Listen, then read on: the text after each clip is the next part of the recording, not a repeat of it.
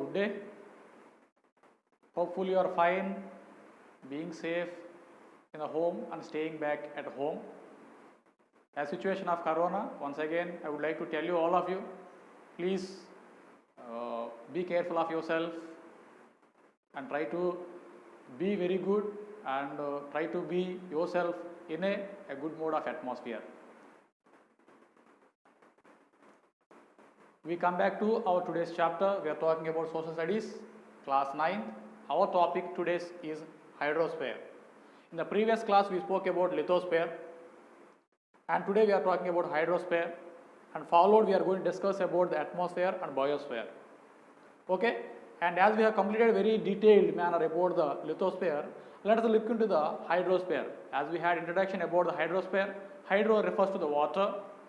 So we are completely dealing today about the hydrocircle or hydrosphere, or completely how the earth is connected with water. We are going to discuss in the present chapter called hydrosphere.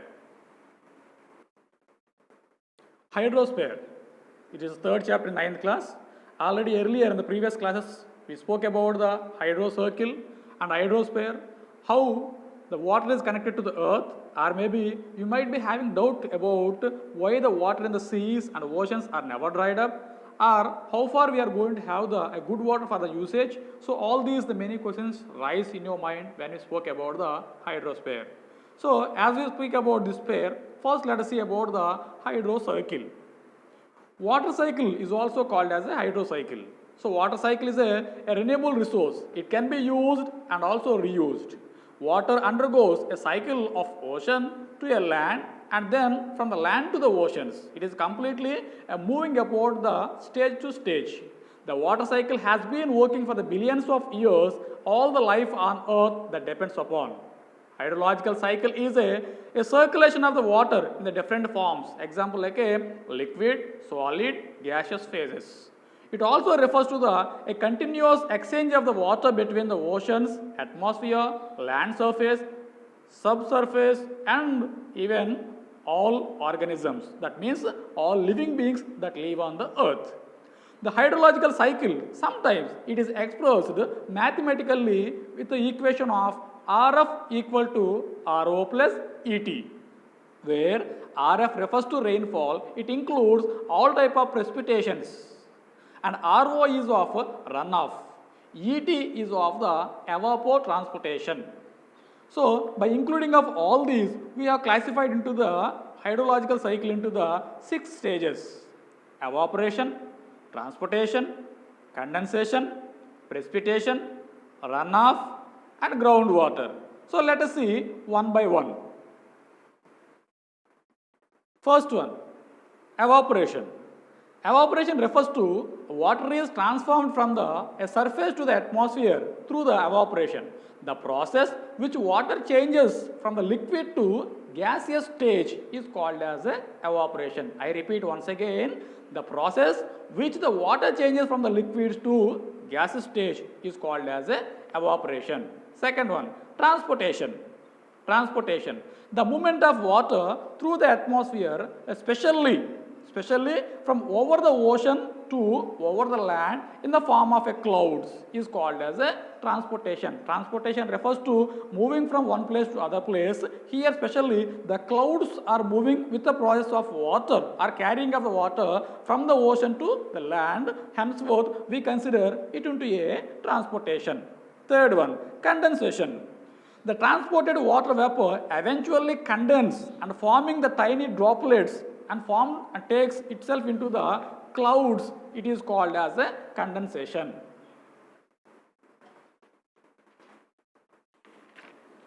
And we can able to observe very clearly in the hydrological cycle, the picture is given very clearly to us to understand in a better way. Next stage is a precipitation. Precipitation is a primary mechanism for the transporting of the water from the atmosphere to the surface of the earth is called a precipitation. It can be in the form of the rain, sleet, snow, or maybe in the form of a water that can be transferred towards the land or a sea is called as a precipitation. Next, runoff. The most of the water which returns to the land flows down to the hills is a runoff. Some of it penetrates and changes the groundwater, while the rest, as the river flows, turn them into the oceans where it evaporates. So once again I would say runoff refers to the water where it can be carried from the mountain towards the land that may be form the oceans or even lead to the level of the groundwater and even lead to the formation of the rivers. So henceforth it can be called as a runoff. And last one is called groundwater. Under special circumstances, groundwater can be or can even flow the upward in the different kinds of wells, and flow towards groundwater is much slower than the runoff. The hydrological cycle is not a simple circulation, the water between the ocean or atmosphere or the land. Here, number of subcycles we are going to study in the present chapter. Sources. So water sources, we have the different kinds, example like oceans, ice caps, glaciers, groundwater, lakes, soil moisture, atmosphere, rivers and biosphere. So all these kinds of the water, how it is available to the people on the earth is very clearly explained to us, the percentage of the total water availability in the given table very clearly. Example like ocean water 97.25, landscapes and glaciers 2.05, groundwater 0.68, lakes 0.01, soil moisture 0.005, atmosphere 0.001, rivers 0.0001, biosphere 0.00004. So in this way, how the water percentage is available for the people or maybe water resource available for the people on earth very clearly explained to us. Next, oceans.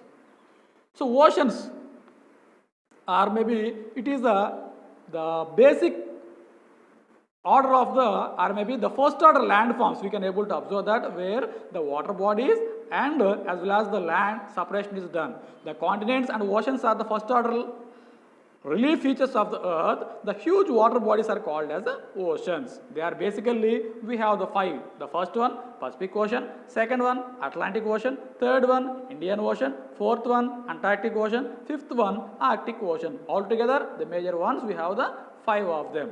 Example, let us see the table very clearly. Pacific Ocean separate the Asia and Oceania. Oceania refers to Australia, New Zealand and maybe New Guinea together and even the Americas. Second one, Atlantic Ocean separates America and Europe and Africa.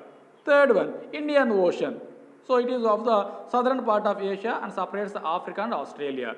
And fourth one is the Atlantic Ocean. It is also considered as extension of the Pacific and Atlantic and Indian Ocean, where at the encircling of Australia, that area covers with the Atlantic Ocean. And fifth one is the Antarctic Ocean. It is considered as the sea of the Antarctic or Atlantic, which covers much with the Arctic and washed upon the North American part of Eurasia. Relief of the oceans. Our concept is relief of the oceans. The ocean basins are the many ways similar to the land surface. There are the submarine, ridges, plateaus, canyons and trails found within the oceans. Henceforth, ocean plain is also divided into the basically four parts. They are continental shelf and continental slope, deep sea plain, oceanic deeps. Oceanic deeps. So let us see, first one is called as a continental shelf. The continental shelf with the depth of the 200 meters occupies and about 7.6% of the ocean area covers in the continental shelf. And we also could see almost the continental shelf is also Siberian shelf in a Arctic Ocean stretching up to 1500 kilometers width. And we can able to see that the continental shelf is also very important because of the major reasons.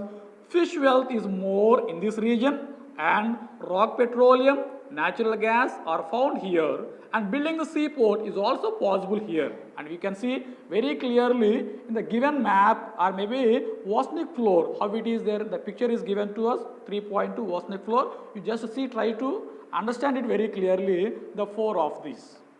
Second one is called a continental slope. The continental slope is spread from the 200 meters to 3000 meters of depth. It comprises of the 15% of the ocean area, and it is also indicate the continents, submarines, canyons are observed in this region. These are formed by the erosion process of the glaciers as well as rivers. Third one is a deep sea plain. These deep sea plains are gently sloping the areas of the ocean basins. These are the flattest and smoothest regions of the world. The depth vary between the 3000 to 6000 meters. It covers about the 76.2% of the ocean basin. And fourth one is oceanic depths. It is also called as the trenches. These are the large narrow trenches that are flung as a great ocean depths. The depth of it is 6000 meters. The contrary to our expectation, the most of the deepest trenches are not located in the midst of the oceans. They are also found very close to the continents. Salinity of the oceans. So generally, the salinity refers to the salt of the oceans. So we can able to understand that through this. Even the example given as the Dandi March, which was also one of the biggest freedom movement that connected to the salt. Even the salt refers to the table salt. It is also showed in the form of the NaCl. It is also told in a form of the sodium chloride. Sodium chloride, which can also consider a common name, is called a table salt. Okay, salinity is a term used. Salinity is a term used in a defining of the total content or content of the dissolving the salt in the sea water is called salinity. It is also calculated as the amount of the salt in a grams dissolved in 1000 grams of sea water. It is usually expressed as a parts per thousand percentage. It is also said as a PPT, generally speaking, in the average. The average salinity of the oceans is also 35 percentage, about 35 parts of the salt in 1000 parts of water. Out of 1000 parts of water, 35 parts of salt is existing here. And last one is sodium chloride or common salt alone constitute almost 77.8 percentage. The factors affecting the salinity in a surface layer of the ocean. The first one is evaporation and precipitation. Second one is coastal regions by the fresh water and flow from the rivers and polar regions. And third one, winds and transferring the water to the other areas. And fourth one is ocean currents. As we have gone through, we also could see highest salinity water bodies, lowest salinity water bodies in the given table. Ocean currents. Ocean current is a general movement of the mass of water, a fairly defined direction over a great distance. Our ocean currents are also sometimes called as ocean rivers or may be classified based on the temperature as cold currents as well as the warm currents. We have the two types of ocean currents. They are cold currents and warm currents. Warm currents flow towards poles. That means from the equator to poles they move on the warm currents. Cold currents, they are from the poles to the equator. That means both of them are in opposite direction. They move from the poles to equator, equator to pole. Centrifugal force. Centrifugal force is one type of current. It is also, the equator is greater than that of the poles because the great circles at the time of revolution, they coincide with the equator. The variation of the force make the equatorial water move towards the poles. That means from the equatorial region to poles they move. It is called as a centrifugal force. Second one is effect of winds. The stress due to the wind, that wind movement modifies the theoretical direction of the currents. They move towards almost in a 50 miles per an hour. The wind will produce the current whose velocity is also almost 0.7 miles per an hour. It is of the effect of the winds we find the warm currents. Next, third one is called as a precipitation. The equatorial areas, they receive the greatest rainfall, hence the sea level is higher. As the result of water moves from the north and south towards the equator. In other words, we could say North Pole and South Pole, both the direction, they move towards the equatorial region is called precipitation. And fourth one is called solar energy.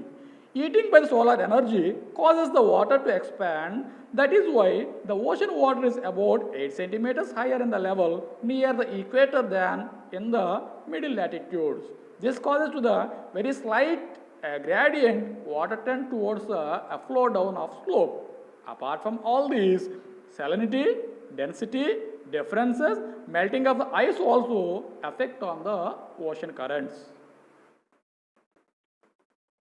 So our concept is a last concept as a ocean as a resource or how the oceans are useful to the human beings.